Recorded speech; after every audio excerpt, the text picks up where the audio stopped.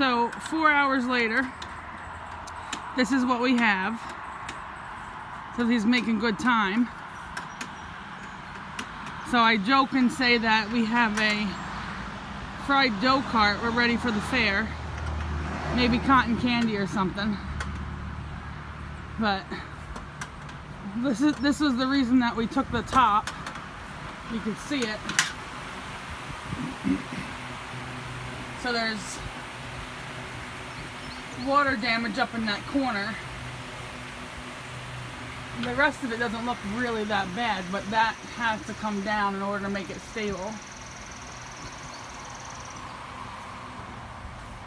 So we're going to take the top off now, and then I imagine we'll revisit this tomorrow.